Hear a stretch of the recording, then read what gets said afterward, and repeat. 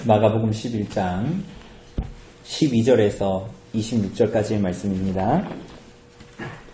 제가 가진 성경으로 신약성경 73쪽에 있는 마가복음 11장 12절에서 26절까지의 말씀 제가 봉독해 드리도록 하겠습니다.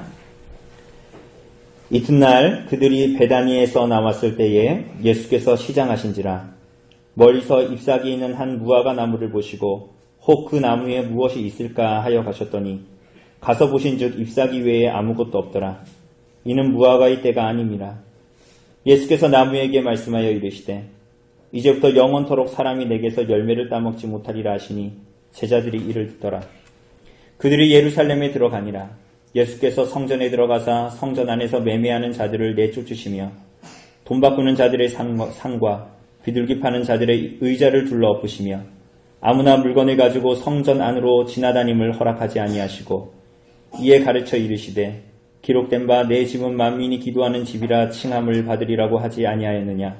너희는 강도의 소굴을 만들었도다 하시매 대제사장들과 서기관들이 듣고 예수를 어떻게 죽일까 하고 꾀하니 이는 무리가 다 그의 교훈을 놀랍게 여김으로 그를 두려워하밀러라. 그리고 날이 저물매 그들이 성 밖으로 나가더라. 그들이 아침에 지나갈 때에 무화과 나무가 뿌리째 마른 것을 보고 베드로가 생각이 나서 여짜오되 랍비 여보소서 저주하신 무화과 나무가 말랐나이다. 예수께서 그들에게 대답하여 이르시되 하나님을 믿으라. 내가 진실로 너희에게 이르노니 누구든지 이 산더러 들리어 바다에 던져지라 하며 그 말하는 것이 이루어질 줄 믿고 마음에 의심하지 아니하면 그대로 되리라. 그러므로 내가 너희에게 말하노니 무엇이든지 기도하고 구하는 것은 받은 줄로 믿으라. 그리하면 너희에게 그대로 되리라. 서서 기도할 때에 아무에게나 혐의가 있거든 용서하라. 그리하여야 하늘에 계신 너희 아버지께서도 너희 허물을 사하여 주시리라 하시니라. 아멘.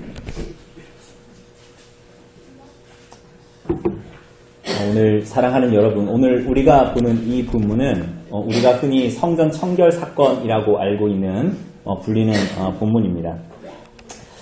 왜 그렇게 불리죠? 예수님께서 성전의 이 본의와 그 기능들을 잃어버린 것을 성전을 보시고 그 안에 장사하고 환전하는 자들을 청소하듯이 다 이렇게 내어 쫓으셨기 때문에 이것을 성전 청결 사건이라고 얘기합니다. 그런데 우리가 이제 오늘 보겠지만 이것은 사실은 주님께서 성전을 청결하게 하신 청소한 사건이라기보다는 오히려 이 땅의 성전을 해체하신 사건이라고 보는 것이 맞습니다. 왜냐하면 오늘 본문은 우리가 읽은 대로 아주 재미있게도 무화과 나무에 대한 그죠? 우리가 이제 익히 알고 있는 재미있는 사건이니까 무화과 나무에 대한 그 사건을 이 성전 사건의 앞뒤로 위치시키고 있죠. 그죠? 우리가 요즘에 교회 공사 때문에 시편이나 열왕기를 보지 못하고 있지만 그 시편, 특별히 이 시적인 어떤 구조에서 이런 것들이 굉장히 잘 보입니다. 어떤 구조가 보이죠? 이 일종의 봉투기법이죠. 그죠? 앞과 뒤가 똑같은, 그죠? 수미상관법, 혹은 이거 뭐라 그럽니까? 샌드위치 기법이라고도 하지요. 그죠? 그래서 이제 어떤 한 사건과 동일한 성격의 사건 사이에 어떤 사건이 들어가 있는, 어떤 말들이 들어가 있는 것을 말합니다. 이렇게 하면 좋은 점이 뭘까요? 구조가 좀 특이하게 돼 있죠. 위에랑 아래가 똑같고 가운데에 어떤 내용이 들어가 있으니까 이것을 우선 이해하기가, 기억하기가 굉장히 좋고 그리고 무엇보다도 이렇게 구조를 이렇게 짬으로 말미암아서 이 가운데에 있는 이 사건의 메시지가 굉장히 중요하다라는 것을 말할 뿐만이 아니라 이 양쪽으로 나타나 있는 이 사건들이 이 중심의 사건들을 해석하는데 도움을 주는 그것이 바로 오늘 우리가 읽은 이 본문의 구조입니다. 그래서 이 양쪽에 잡아주는 요 내용들 때문에 오히려 가운데에 있는 성전의 사건을 훨씬 더 적나라하고 명확하게 드러내주는 사건입니다. 그래서 우리가 오늘 본 대로 무화과 나무의 사건, 그죠? 저주하신 그 사건, 그리고 성전에 대한 그 사건, 그리고 마지막에 무화과 나무가 정말 말라진 그 사건이 이렇게 구조화되어져 있는 것이 오늘 본문입니다. 그죠? 이 샌드위치 기법이라고 생각하시면 됩니다. 그죠? 그러니까 오늘 본문 보면 여러분 샌드위치 빵이 좋으세요? 가운데 있는 게 좋으세요? 저도 가운데 있는 걸 좋아해서 가운데 거 쏙 빼먹고 햄버거 먹을 때도 그러는데 어쨌거나 이 가운데 내용으로 잘 들어가기 위해서 이 위치시켜 놓은 이 두 가지 사건. 그러니까 나는 내용물만 좋으니까 무화과 사건은 안 듣겠다. 그게 아니죠. 이 두 가지도 이 두 가지도 이 가운데의 내용을 잘 드러내는데 매우 중요한 역할을 하게 되는 것을 보게 됩니다. 우리 한번 보죠. 사랑하는 여러분, 예수님께서 예루살렘으로 들어오셨습니다. 우리가 지난주에 본 대로 예수님께서는 성전을 둘러보시고 제자들과 함께 다시 물러나시지요. 베다니로 물러나시고 이튿날 아침입니다.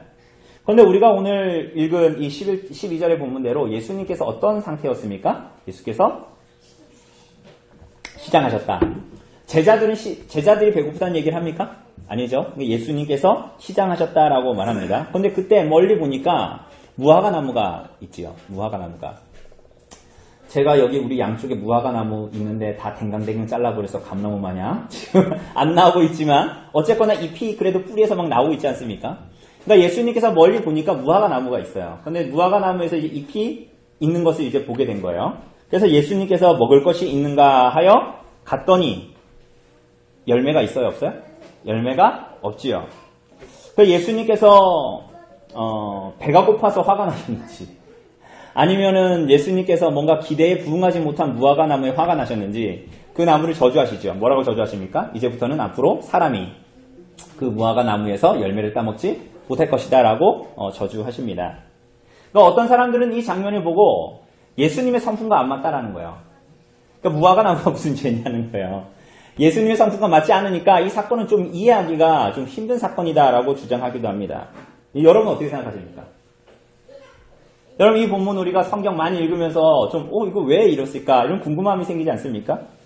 예수님이 왜 배가 고프셨을까요? 예수님이 무엇이 아쉬워서 무화과 나무에서 열매를 찾으셨을까요? 여러분 오늘 심지어 13절 하반절에 보면 마가는 기록하기를 무화과 나무가 없었던 이유가 열매가 없었던 이유가 뭐예요? 아직 무화과의 때가 아니라 여러분 이스라엘에서 30년 넘게 사셨던 분이 무화과가 언제 열리는지 모를까요? 그러니까 언별리에서 몇 년 사셨던 분들이 거기에 이때 무엇이 열리고 이런 거 알아요? 몰라요? 다 알잖아요. 그리고 나단이도 안다잖아요. 그러니까 이스라엘에서 30년 동안 사셨던 분이 무화과 나무 때가 모른지 모를까? 심지어는 이 예루살렘에 가서 6월절 절기를 지키기 위해서 가시는데 지금 무화과가 열리는 때인지 아닌지 예수님이 모르셨을까요? 여러분 일반적으로 이 무화과 나무가 3월에서 4월 초에 잎이 막 무성하게 자란다고 합니다. 그리고 8월 말에서 10월에 무화과 열매를 따먹을 수 있습니다. 그런데 이런 열매는 보통 6월에 열린다고 해요. 이걸 팥김이라고 부르기도 하던데 이 작은 열매는 이 설이 든 거죠. 그런데 가난한 사람이나 먹을 것 없는 사람들은 이른 열매가 달린 것도 따먹을 수 있었다고 합니다. 그러니까 이때에도 예수님이 계셨던 이 6월절 절기 때에도 그 이른 열매가 열려 있을 수는 있었겠죠. 그런데 오늘 사랑하는 여러분, 오늘 이 무화과 나무 사건은 무엇을 말하고 있는 것입니까? 사실은 오늘 이 구약 성경에서 이 무화과 나무 혹은 우리가 이미 성경을 읽어서 아는 대로 포도나무나 무화과 나무는 언약 백성인 이스라엘 백성들을 상징합니다. 상징적이라는 거야. 그러니까 우리가 일반적으로 구약을 보면서도 예레미야서를 봐도 나옵니다. 무화과 나무나 포도나무는 언약 백성인 이스라엘 백성들을 상징합니다. 많이 나와 있지만 우리가 요즘에 봉독하는 본문이 예레미야서이기 때문에 예레미야서 8장 13절을 보면 이런 말씀이 나와요. 여호와의 말씀이니라 내가 그들을 진멸하리니 포도나무에 포도가 없을 것이며 무화과 나무에 무화과가 없을 것이며 그 잎사귀가 마를 것이라 내가 그들에게 준 것이 없어지리라 하셨나니 라고 합니다. 그러니 이 무화과 나무는 이스라엘을 상징적으로 지시하는 것이 됩니다. 뿐만이 아니라 그런 무화과 나무에 열매가 없다라는 것은 무엇을 말하는 것이겠습니까? 사실 우리가 예수님께서 계속적으로 가르치시고 말씀하신 것만 보아도 알 수 있습니다. 무화과 나무는 이스라엘 백성이에요. 그런데 이스라엘 백성들 그 무화과 나무에 열매가 없다라는 것은 뭐예요? 언약 백성으로 하나님께서 이스라엘 백성들을 불러주셨는데 하나님께서 원하시고 기뻐하시는 합당한 신앙이 없고 그로부터 말미암는 하나님을 따르는 삶이 없다. 그래서 오늘 본문은 그저 열매가 없다라고 말하지 않습니다. 뭐가 많다 그래요? 열매는 없고 잎사귀가 많다. 잎사귀 외에 아무것도 없더라. 이 얘기를 하시는 것은 열매가 있다는 표인 잎은 있으나 그 열매가 전혀 없다는 것을 말하므로 이스라엘 백성들이 하나님 앞에 합당하지 않은 신앙, 위선적인 신앙, 우리가 이미 앞에서 봤고 예수님께서 계속적으로 고발하시고 지시하셨던 그 위선적인 신앙이 바로 이들의 언약 백성들의 신앙이었다라는 것을 말합니다. 우리가 이후에 보겠지만 지금 오늘 이 예수님이 예루살렘으로 올라가서 6월절 절기를 지키기 위해서 올라간 성전은 이스라엘 백성들 가운데 세 번째 성전이었습니다. 우리가 알다시피 솔로몬 성전과 스룹바벨 성전과 오늘 세 번째 헤롯 성전이 있었죠. 이 헤롯이라는 사람은 우리가 영화에서 가끔 보는 대로 굉장히 강교하고 이런 사람이 맞습니다. 맞는데 이 사람은 우스꽝스러운 사람이 아니라 굉장한 정치력을 가지고 있는 사람이었어요. 그래서 헤롯 성전을 굉장히 크게 지었던 사람입니다. 그리고 이 사람의 정치력은 굉장했습니다. 그런데 이 헤롯 성전이 정치적인 목적에 의해서 계속 지어져 가고 있었죠. 그러니까 언약 백성들에게 그들이 그토록 바랐던 성전이 있었어요. 심지어는 어쨌거나 저쨌거나 제사장도 있었고요. 제단도 있었고요. 드리는 제사도 있었고요. 그래서 절기도 다 지키고 있었습니다. 종교적인 모임과 교제와 모든 행위가 있었음에도 불구하고 예수님께서 이 성전을 향해서 뭐라 그럽니까? 너희가 그 성전을 강도의 구결로, 그죠? 무법자들의 소굴로 만들었다라고 예수님께서 그들의 위선적인 신앙을 지탄하십니다. 우리가 이제 보게 되겠지만 사랑하는 여러분, 그게 바로 무화과 나무가 있는데 열매가 없다. 그리고 예수님께서 이후에 성전에 들어가셔서 그들에게 말씀하시는 강도의 구렬을 만들었다라는 그 내용들이에요. 오늘 사랑하는 여러분, 오늘 예수님께서 여러분과 제게 오신다면 이미 우리와 함께 임마누엘 하고 계시고 그분께서 보내신 성령께서 우리와 함께 계시지만 오늘 예수님께서 여러분과 제게 오신다면 주님이 오늘 본문처럼 여러분의 삶에, 우리의 교회에, 이 조국 교회에 하나님께서 오신다면 우리들에게 무엇이라고 말씀하실 것 같습니까? 오늘 여러분은 오늘도 살아계시고 역사하시고 통치하시는 만왕의 왕이신 그리스도 앞에, 주의 말씀 앞에 설 때에, 기도할 때에 하나님이 여러분에게 오늘 여러분의 삶의 현실과 오늘 교회와 우리 교회를 향해서 무엇이라고 말씀하실 것 같아요? 주님의 우리를 향한 마음이 어떠하시겠습니까? 처음 우리가 본 대로, 오늘 본문 본 대로 12절에서 예수님은 베다니에서 나오셨을 때 시장하셨다고 했습니다. 여러분 지금까지 마가복음 보면서 예수님께서 시장하셨다, 이런 얘기 들어본 적 있습니까? 여러분 바쁘심은 오히려 무리들의 배고픔을 걱정하셨던 분이죠. 오히려 자신의 줄인 것은 생각지 않으시고 병든 자들을 고치시기에 바빴던 분 아닙니까? 그런데 오늘 예수님이 특이하게 오늘 마가는 기록하기를 예수님께서 배고프셨다, 시장하셨다라고 말합니다. 여러분 예수님의 배고픔은 뭘까요? 미가서 7장 1절은 이렇게 말합니다. 재앙이로다 나여 나는 여름 과실을 딴 후와 포도를 거둔 후 같아서 먹을 포도송이가 없으며 내 마음에 사모하는 처음 익은 무화과가 없도다. 여러분 미가 선지자는 미가서 7장에서 말하기를 하나님 앞에 의인을 찾는 그 과정을 비유적으로 설명하면서 좋은 계절이 지나 최상품의 열매를 찾는 포도나무 재배자, 무화과나무 재배자로 하나님 자신을 비유적으로 설명합니다. 그런데 예수님은 그 사모하는, 배고파하는 그 무화과나무의 열매를 찾지 못하셨다라고 말합니다. 사랑하는 여러분, 구주 예수 그리스도께서 무화과 열매를 향한 사모함은 오늘 본문에서 예수님께서 무화과나무를 보시면서 시장함을 느꼈다라는 것은 그저 육체적인 배고픔을 묘사하는 것이 아니에요.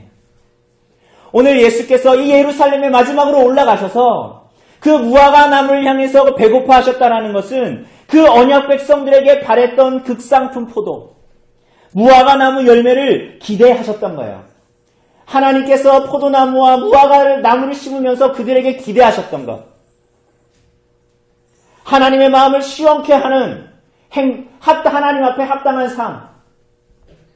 하나님께서 그들에게 복을 주시고 그들을 통해서 이루시고자 원하셨던 그 열매, 그것을 사모하시고 바라셨기 때문에 배고파하셨다라는 거예요. 오늘 사랑하는 여러분, 그러니 예수님은 지금 그 나무 자체의 어떤 문제 때문에 나무를 저주하신 것이 아니라 굳이 무화과 나무에 열매 달리는 철이 아니라고 밝힌 것은 하나님이 기대하시는 열매가 없는 이스라엘 백성들에게 그 생각이 옮겨가셨기 때문이에요. 열매를 얻고자 돌보고 가꾸었지만은 아무 열매를 맺지 않는 이스라엘이 무화과 나무가 결국은 저주받게 될 것이라는 것을 말씀하시는 것이죠. 여러분, 하나님께서 이스라엘에게 바라셨던 것, 배고파하시고 사모하셨던 열매 뭡니까? 이스라엘의 소명은 여러분 그냥 하나님께 선민사상, 지금 이스라엘처럼 그렇게 선민사상으로 잘 갖추어져 있어서 그들 안에 있는 팔레스타인 사람들을 가자지구에 가둬놓고 끝없이 핍박하고 압박하는 그것이 아니라 하나님께서 이스라엘 백성들에게 원하셨던 것은 그들이 세상의 빛이 되는 것이었어요. 하나님께서 아브라함에게 말씀하신 것처럼 그들이 정말로 그들을 통하여서 하나님의 복이 전달되는 그 통로로 아브라함과 그 이스라엘 백성들을 부르셨던 거예요. 그래서 모든 만민이 결국은 모든 이 땅의 사람들이 하나님을 잃어버린 사람들이 하나님께로 돌아오는 그 통로가 되도록 세상의 빛이 되도록 아브라함을 부르시고 이스라엘 백성들을 부르시고 하나님의 긍휼과 자비를 그 교회를 통하여서 드러내기를 원하셨던 것입니다. 그것을 배고파하셨던 거예요. 그래서 어떻게 그렇게 되기를 바라셨어요? 그들의 삶에, 그 언약 백성들의 삶에 참된 사랑이 있고 참된 믿음이 있고 참된 소망과 참된 용서와 사랑을 그들이 소유하기를 원하셨던 것입니다. 어떻게 해요? 하나님께서 그들에게 베푸신 사랑으로 말미암아 그들이 참된 믿음을 갖게 되고 참으로 하나님께 기도함으로 하나님 나라를 소망하게 되고 그래서 이 땅을 살아갈 때에 하나님으로부터 말미암는 용서와 사랑 때문에 그 용서와 사랑으로 살아가기를 원하셨던 것이지요.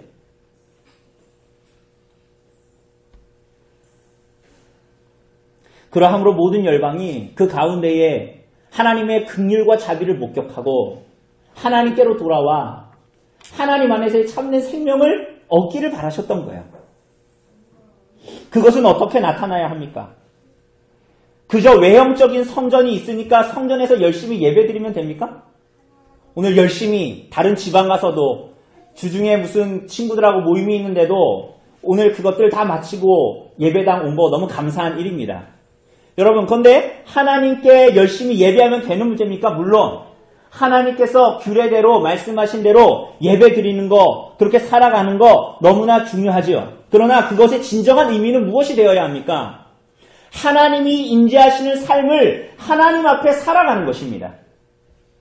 그것이야말로 성령께서 성전인 우리 안에 정말 거하시고 그러니까 이스라엘 백성들이 성전을 잘 짓고 아름답게 짓고 저 놀라운 성전이요 하면서 그것을 갈고 닦는 것이 아니라 그곳에서 예배하는 그 근원적인 이유는 하나님께서 우리와 함께 하심으로 말미암아 우리가 하나님이 정말 함께 하시는 영적인 성전으로 지어져 가는 것, 하나님께서 그것을 원하셨던 것입니다.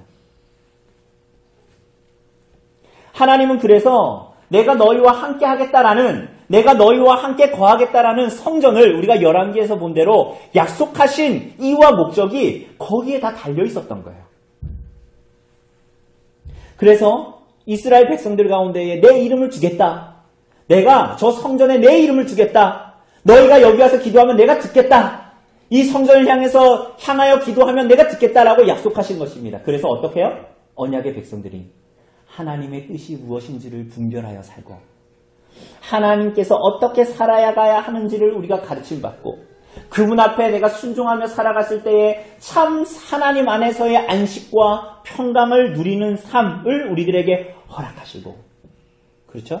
그래서 이 은혜를 토대로 하나님의 백성들이 그 은혜 때문에 참된 믿음과 순종으로 하나님께 드려서 정말 성전으로 지어져 가는 거예요. 정말 성전으로 지어져 가는 거예요. 하나님이 그걸 기대하셨던 것입니다. 오늘 사랑하는 여러분, 그런데 무슨 일이 벌어집니까? 이제 빵에서 샌드위치 위에 있는 빵에서 샌드위치 안쪽으로 들어가는 거예요. 무슨 일이 벌어져요? 성전 안에는 열심히 있는 사람들이 돌아다니면서 북적거리면서 바쁩니다. 뭐 하느라 바쁩니까? 15절을 보면 뭐 합니까? 매매합니다. 이거 뭘 매매하는 거예요? 사실은 이것은 대제사장들이 다 허락한 거예요. 이게 뭐냐면 성전에 바칠 재물을 어떻게 하는 거예요? 돈 갖고 와서 사는 거예요. 또 어떤 이들이 있습니까? 또 어떤 이들이 있어요? 매매하는 자들 말고 돈 바꾸는 사람들. 여러분 모세오경에 보면 율법을 따라서 20세 이상의 모든 성인 남자는 1년에 3차례 하나님 앞에 그 얼굴을 베어야 되는데 반세기를 성전세로 하나님께 언제나 바쳐야 됩니다. 그런데 십계명에 의하면 사람의 형상이 그려져 있는 것은 이 계명에 따라서 하나님께 드릴 수가 없지요. 그죠? 근데 당시에 로마의 화폐나 헬라의 화폐는 어떻습니까? 다 그 시대의 왕이나 황제들의 얼굴이 새겨져 있죠. 그죠? 그러니까 그거는 이 계명에 비추어 보면 하나님께 드리기에 합당하지 않다고 생각했던 거예요. 그래서 이걸 어떻게 하는 거예요? 성전에 와서 뭘 하는 거예요? 돈을 바꾸는 거예요. 그죠? 그렇지 않은 화폐들로 바꾸어서 그 성전세 반세계를 냈던 거예요. 또 어떤 사람들이 있습니까? 비둘기 하는 사람들이 있어요. 그러니까 비둘기라는 재물은 여인들이나 가난한 사람들이 하나님께 드렸던 재물이죠. 또 어떤 이들이 있습니까? 16절에 보면 물건을 가지고 성전 안으로 지나다님을 허락하지 않으십니다. 성전 제사에 필요한 기구들을 나르는 사람들이 있었는데 아예 그걸 하지 못하게 하십니다. 여러분 이거 어떻습니까? 성전 안에 이런 일이 있었다는 거. 여러분 이것은 성전에서 제사 드릴 동물을 사거나 이런 것들은 사실은 율법에 다 허락되어져 있는 내용들입니다. 여러분 신명기 14장 24절 이하를 보면 이렇게 기록되어져 있어요. 그러나 내 하나님 여호와께서 자기 이름을 두시려고 택하신 곳이 예루살렘이 성전이 내게서 너무 멀어 행로가 어려워서 네 하나님 여호와께서 그 풍부히 주신 것을 가지고 갈 수 없거든. 그것을 돈으로 바꾸어 그 돈을 싸가지고 네 하나님 여호와께서 택하신 곳으로 가서 거기 어디예요? 예루살렘에 있는 성전에 가서 네 마음에 원하는 모든 것을 돈으로 사되 소나 양이나 포도주나 독주 등 네 마음에 원하는 모든 것을 구하고 라고 하십니다. 그러니 일면 이렇게 동물을 사고 팔고 하는 이 일은 율법에 의하면 이스라엘 백성들이 말씀대로 행한 것이었습니다. 심지어는 바벨론 포로기 몇 년이었습니까? 70년 이후에 이스라엘 땅으로 돌아온 사람들도 있지만 상당수의 많은 유대인들은 어디에 있었어요? 여전히 이방 땅에 머물러 있었던 사람들이 있습니다. 그러나 그 사람들이 절기 때가 되면 예루살렘 성전으로 절기를 지키기 위해서 오죠. 근데 그 사람들이 동물을 제사를 드리기 위해서 양이나 염소를 끌고 올 수 있습니까? 없습니까? 오다가 짐승들의 습격을 당할 수도 있고 다칠 수도 있고 그런 거예요. 흠이 있는 짐승이 되니까 하나님께 바칠 수가 없게 되지 않습니까? 오늘 방금 신명기 14장의 말씀대로. 그러니 이것은 율법에 합당한 것이었지요. 그렇다면 이해가 되지 않습니다. 뭐가 이해가 되지 않아요? 예수님께서 이렇게 동물 파는 자들, 매매하는 자들, 돈 바꾸는 자들, 비둘기 파는 자들, 그들의 상을 다 엎으시고 이런 일들을 하는 것이 이유가 없잖아요. 왜 그렇죠? 왜 예수님께서는 이것을 허락하지 않으셨습니까?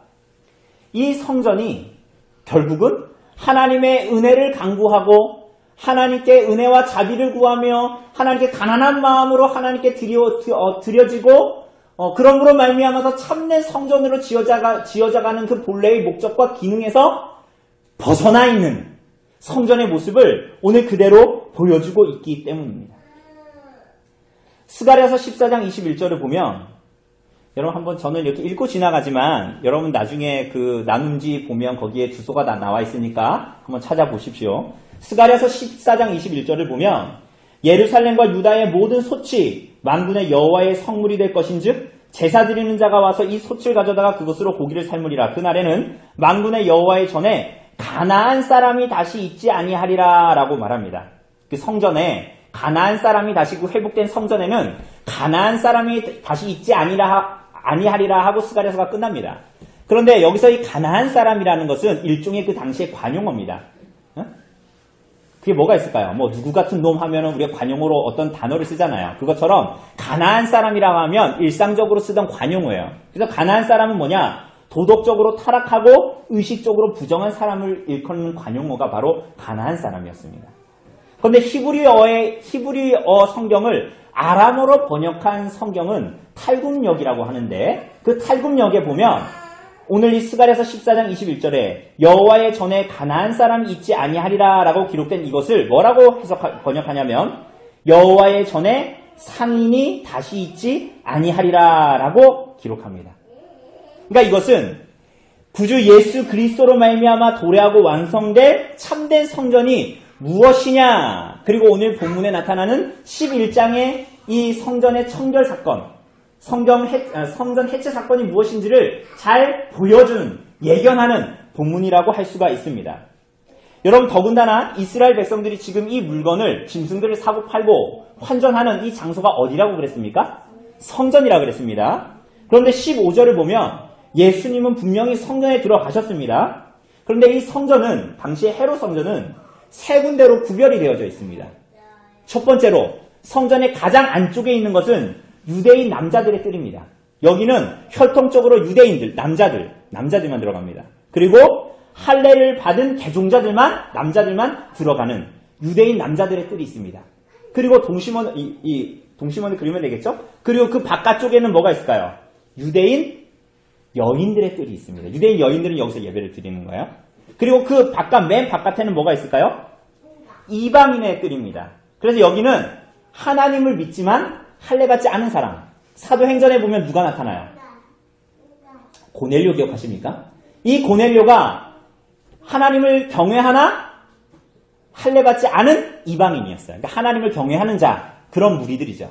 그래서 그 사람들이 맨 바깥쪽에 이방인의 뜰에서 예배를 드렸던 거예요. 여러분, 그렇다면 지금 오늘 본문에서 동물을 팔고 환전을 하고 비둘기를 팔고 이렇게 하는 데가 어디라는 것입니까? 그렇죠. 이렇게 북적거리고 열심히 돌아다니고 흥정이 오가고 때로는 고성이 오가고 짐승들의 울음소리가 나는 이곳이 이방인의 뜰이라는 거예요. 이방인의 뜰.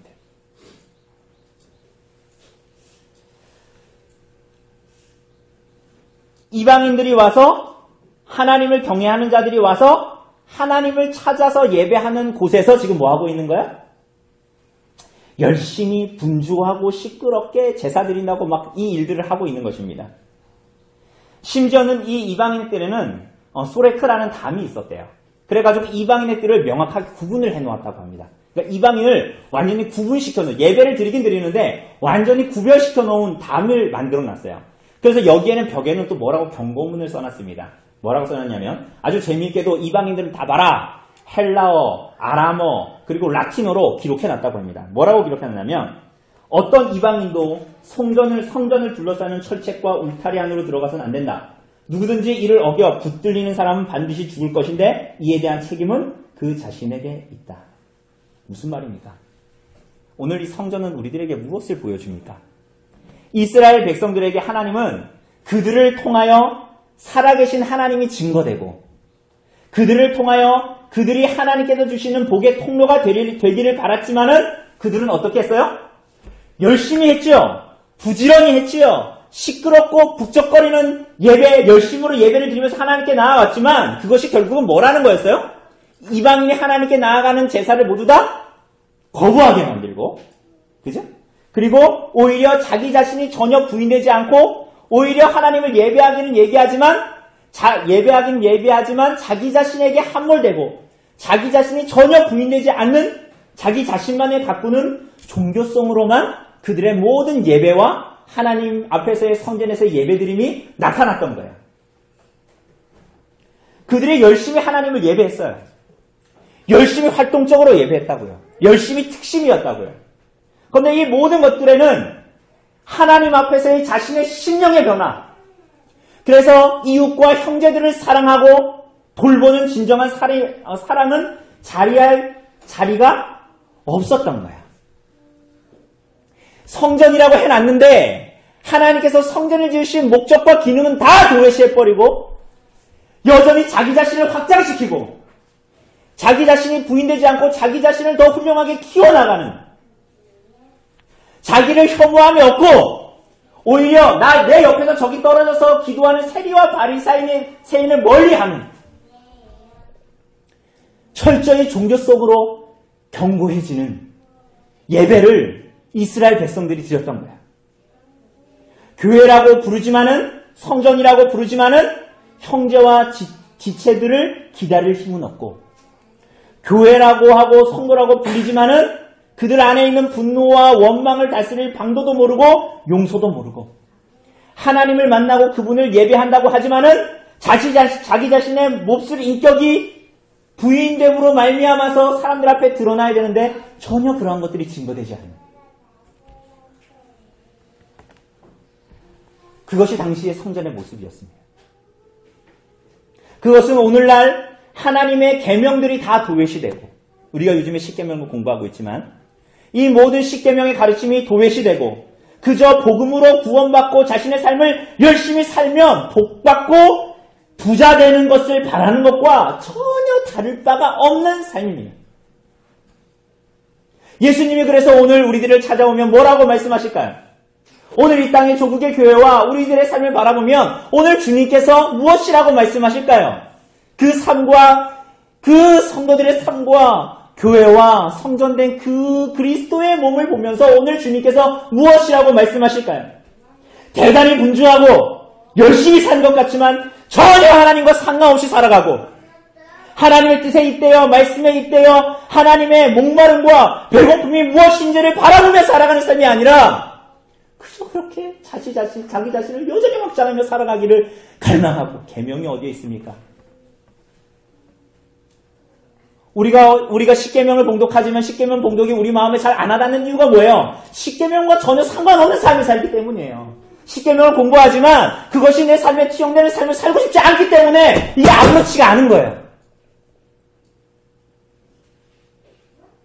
종교적인 의식과 감성은 있지만 하나님을 섬기는 예라고 자리에 앉아있기는 한데 하나님을 예배하고 참된 성전으로 하나님께 나가고자 하는 그분의 목마름과 배고픔은 전혀 없는 이스라엘 백성들의 삶.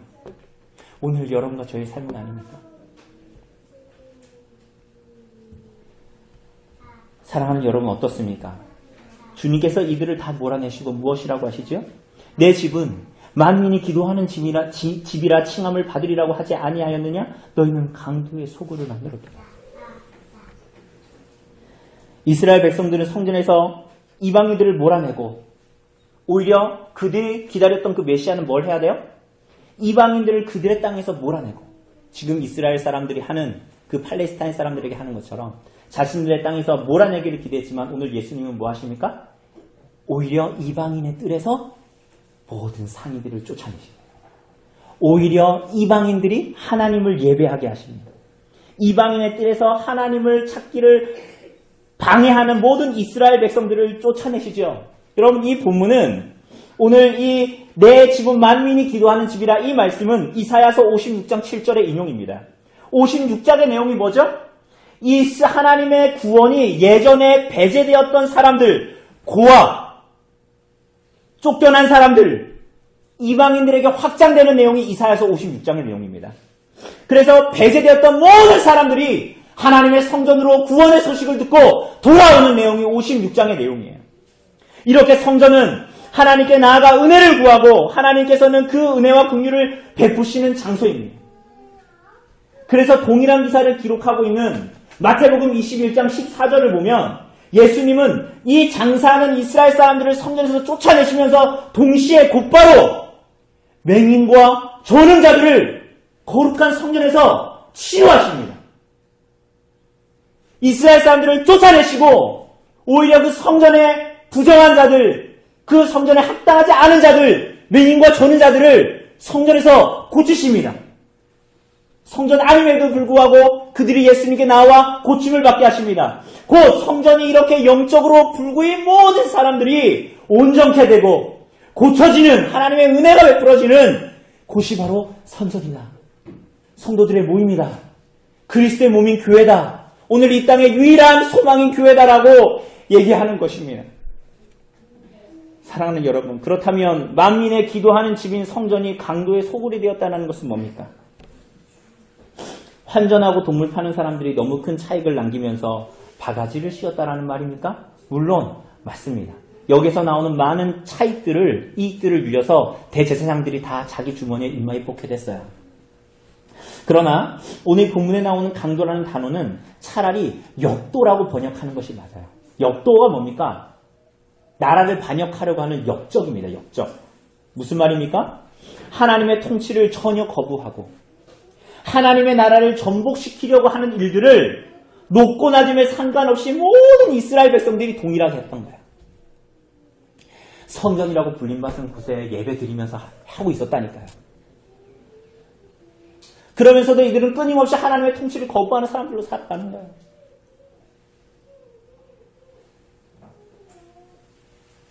여러분, 이 말씀은 예레미야서 7장 11절의 인용입니다.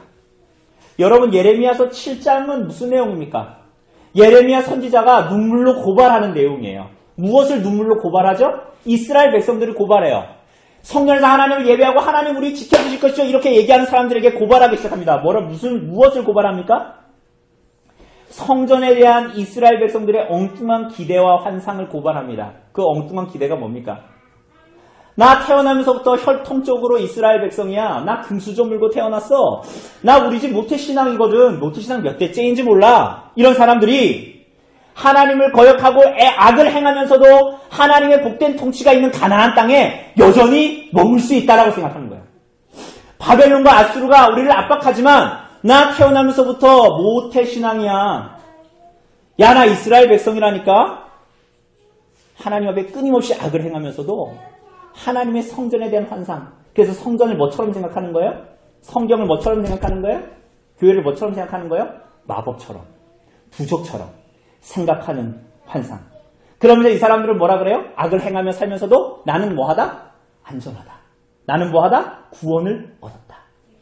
이에 대해서 예레미야 선지자는 뭐라 그래요? 너희가 하나님의 성전을 강도의 소굴로, 엽도들의 무리로, 모임으로 만들어버리는구나 라고 고발합니다. 그리고 너희가 그런 신앙으로 하나님께 나아가는 것은 하나님이 너희와 같은 도둑과 창기들과 짝하여 함께 하시는 불이라고 생각하지 않는 이상 그건 불가능한 일이다. 이렇게 얘기하는 것입니다. 여러분, 하나님을 향한 참된 믿음과 순종이 없이 하나님께 대하여 막연하고 맹목적인 기대를 하지 마십시오. 오히려 참된 믿음으로 경건으로 하나님 앞에 지어져 가야 하는 성전으로서의 역할이 여러분과 저에게 은혜로 주어져 있다는 것을 여러분 기억해야 합니다. 여러분, 그것이 오늘 마가복음이 말하는 제자도입니다. 제자로 살아가는 방법입니다. 성도로 살아가는 방법입니다. 그것을 증시하는 교회로서 그리스도의 몸으로서 살아가는 교회적인 삶이다라고 우리들의 소명이다라고 말하고 있는 거예요. 하나님께서 여러분과 저를 그분의 밭에 극상품 포도나무로 심으셨어요. 좋은 열매 맺는 무화과 나무로 그분의 밭에 심으시고 돌보십니다. 하나님은 그러한 은혜를 받은 자들에게 합당한 열매를 원하십니다. 참된 믿음과 경건으로 하나님의 뜻을 사모하고 순종하기를 원하십니다. 그래서 그 참된 성전으로 지어져 가기를 원하십니다. 여러분, 그분이 원하시는 성전으로 지어져 가고 계십니까? 어떻게 그럴 수 있죠? 여러분도 알고 저도 알다시피 여러분과 저는 그렇게 좋은 포도나무가 아니잖아요. 그렇게 좋은 무화과 나무가 아니잖아요. 그런데 우리는 어떻게 그런 열매를 맺을 수 있죠? 보십시오. 19절을 보면 주님은 성 밖으로 나가십니다. 그리고 20절을 보면 어떻게 돼요? 다시 샌드위치 아래쪽에 있는 빵으로 나옵니다. 주님께서 아침에 저주하셨던 무화과 나무가 뿌리째 말랐습니다. 이게 무슨 말이에요? 이제 이 성전에서는 아무런 열매가 없을 것을 말씀하십니다. 이 성전의 이스라엘 백성들과 이들의 이 성전의 기능이 이제 뿌린째 마른다라는 것을 가르칩니다. 그렇기 때문에 초두에 말씀드린 대로 이 본문은 사실 성전 정화 사건이 아니라 성전 해체 사건이라고 보아야 하는 거예요. 그렇다면 성전의 기능은 어떻게 되는 것입니까? 성전에서 무슨 일이 항상 있었어요? 죄가 사해지고 용서가 베풀어지고 하나님께 기도하는 곳, 그곳이 어디였어요? 바로 성전이었어요. 사랑하는 여러분, 그런데 15장 38절을 보면 우리가 알다시피 예수님께서 십자가에서 돌아가시자 무슨 일이 벌어집니까? 성소의 휘장이 위에서부터 아래로 찢어지죠. 이게 무슨 말입니까? 성전의 기능이 완전히 종결되었다. 이제 그 성전은 해체되었다.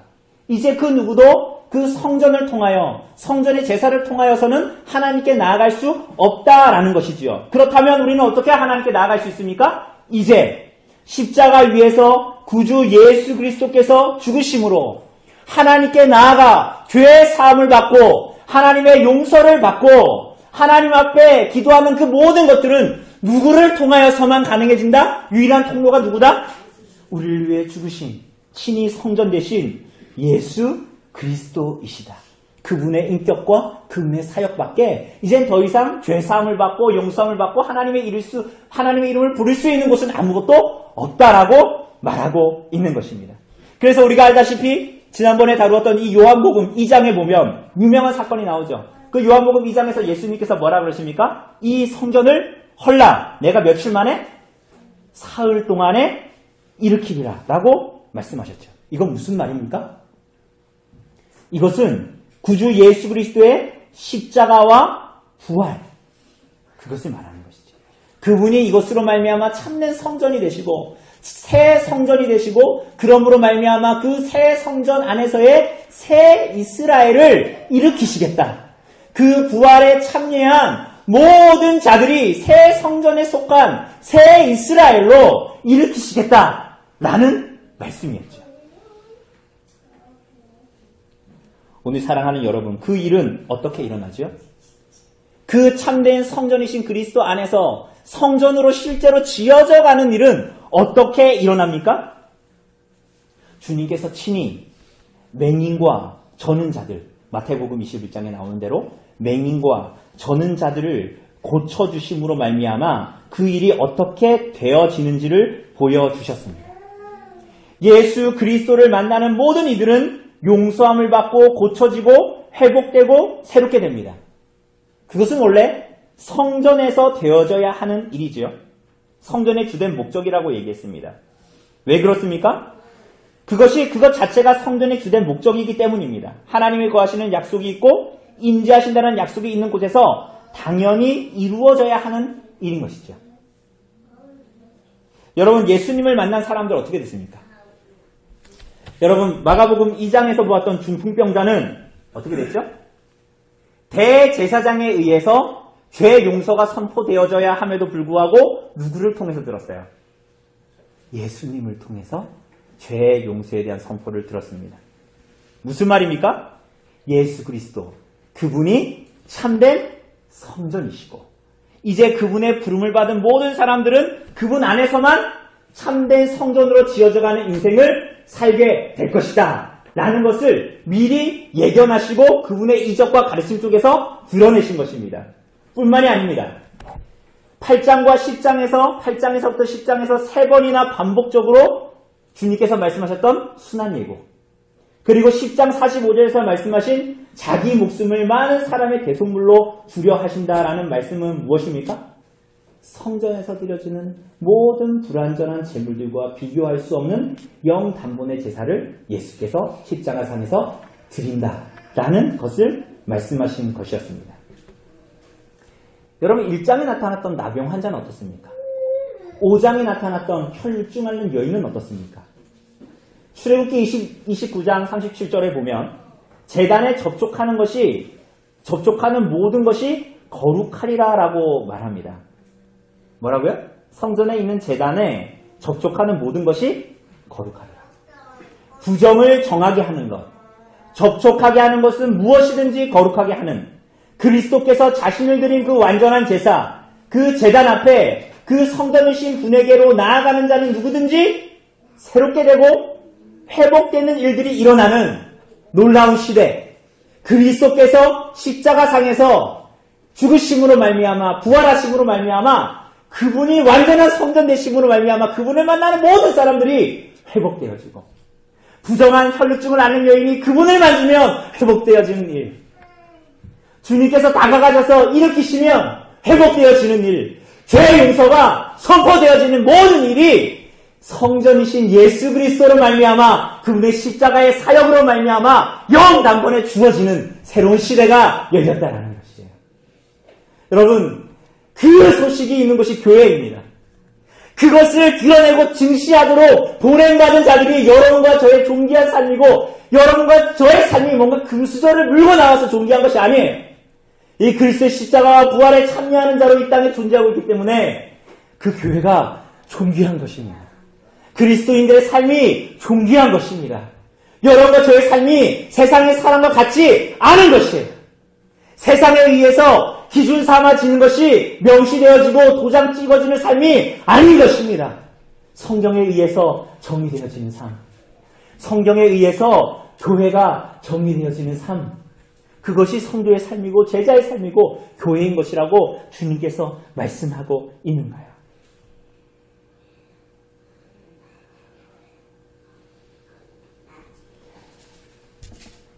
오늘 사랑하는 여러분, 이러한 교회의 삶이 어떻게 나타나야 합니까? 여러분, 22절이 말하는 대로 하나님을 믿는 믿음입니다. 하나님을 믿는 믿음. 그리고 또 이어서 말하는 것이 뭡니까?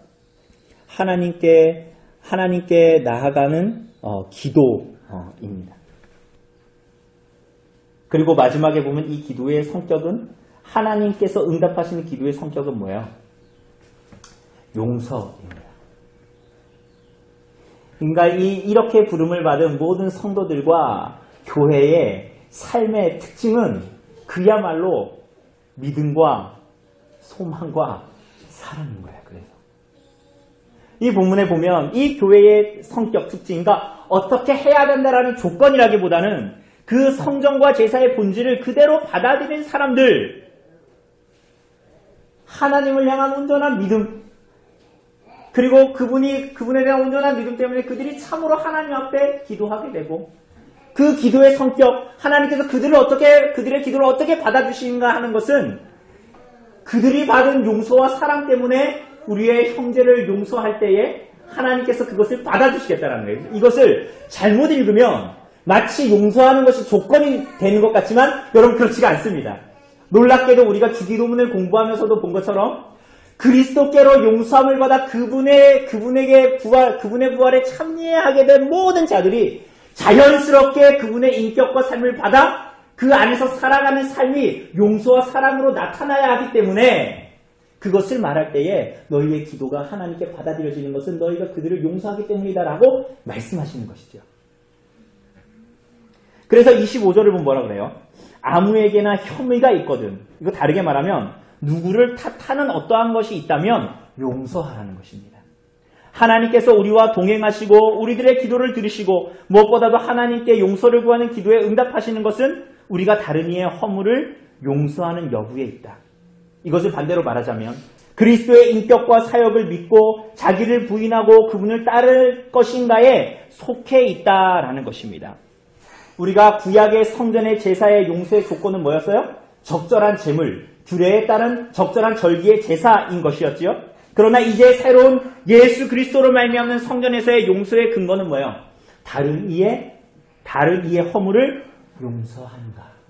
그리스도로 말미암은 용서함 받은 것 때문에 그것이 너무나 크고 귀하기 때문에 다른 이의 허물을 용서하는가. 그리고 이것은 오해 없이 방금 말씀드린 대로 오직 예수 그리스도의 속죄 사역으로만 가능한 일입니다.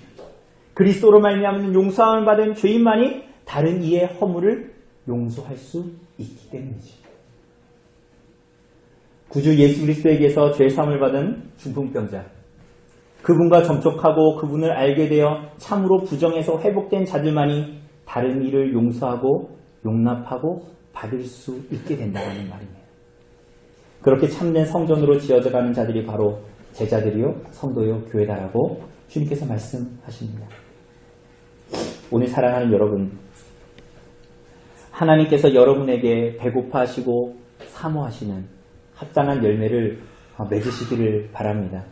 그러한 믿음과 소망과 사랑과 용서를 가지고 하나님 앞에서 여러분의 삶을 감당하시고 교회적인 삶을 감당해 나가시기를 바랍니다. 어쩌면 오늘 한국교회는 우리는 그리스도의 거룩한 성전을 만민이 기도하는 집을 구주 예수 그리스도로 말미암은 은혜만을 구하여야 받는 이 교회를 강도의 서굴로 만들고 있지는 않습니까? 그리스도께서 오신다면 오늘 여러분과 저를 무엇이라고 보실까요? 하나님의 통치를 거부하고 하나님 나라를 전복시키는 시도가 여러분의 삶에, 우리의 교회에, 한국 교회에 나타나고 있지는 않습니까? 이것이 그리스도의 몸된 교회를 강도의 소굴로 만들려는 일들이 아니면 무엇이겠습니까? 믿기만 하면 구원을 받는다고 가르치고 계명에 의한 삶에는 콧방귀를 뀌면서 온갖 악한 일을 행하면서도 예배당에 와서는 구원의 확신을 받는다고 안도하는 사람들이 참된 성전으로 지어져 가는 사람들일까요? 그저 헌금만 내고 예배 참석만 잘하면 구원의 확신이라는 면죄부를 주는 목사는 참된 성전으로 지어져 가는 사람이 맞습니까? 약사를 억압하고 속여 팔고 불의를 행하고 하나님을 삶으로 예배하는 것이 무엇인지 모르는 사람들, 그렇게 매일 그리스도로부터만 말미암는 은혜와 자비를 구하는 것이 무엇인지 모르는 자들, 그를 어떻게 교회라고 부를 수가 있을까요? 18절이 말하는 대로 그래서 대제사장과 서기관들은 이것을 눈으로 목도하고 주님의 말씀을 듣고도 하나님의 통치를 멀리하고 어떻게 하면 예수를 죽일까 의논합니다. 그래서 참된 믿음과 소망과 용서와 사랑에서 떠나버리죠. 그러나 14절이 말하는 대로 제자들은 듣습니다. 혀를 쭉 앓는 여인과 같이 듣고 더러운 귀신 들린 딸을 둔 수로보닉의 여인처럼 듣고 맹인 바디메오와 같이 예수님에 대한 소식을 듣고 복음을 듣고 길에서 따릅니다. 사랑하는 여러분, 오늘 사랑하는 여러분, 구주 예수 그리스도를 참으로 영접하시기를 바랍니다. 하나님께서 그 그리스도 안에 거하시겠다라고 약속하셨습니다. 그리고 그분 안에 있는 자들로 성전이 되게 하셔서 여러분 그들과 함께 거하시겠다라고 약속하셨습니다. 그러므로 우리의 성전 되신 그리스도를 참으로 영접하시기를 바랍니다. 그리고 그분을 사랑함으로 그분의 뜻을 기뻐함으로 순종하십시오. 이 인생의 여정에서 그리스도를 쳐주십시오. 그리스도께서 허락하신 믿음과 소망과 사랑을 가지고 주를 쫓으십시오. 여러분 그 일을 하기 위해서 그러므로 하나님의 모든 복이 그리스도의 교회를 통해 흘러가서 하나님께서 영원전의 약속이 이루어지도록 하기 위해서 구주 예수께서 이 땅에 오셨고 오늘 여러분과 저를 이 교회에 속하게 하시고 이 땅에서의 교회적인 삶을 살도록 존귀한 부름을, 소명을 부르신 것입니다. 여러분이 소명에 응답하시는 삶을 살아가시길 바랍니다. 그래서 주님께서 찾으실 때 그 열매 드릴 수 있도록 그분의 배고픔과 목마름에 응답할 수 있도록 그분의 사모하심에 응답할 수 있도록 성령께서 여러분들을, 우리 교회를 도우시기를 간절히 바랍니다. 이 시간 잠시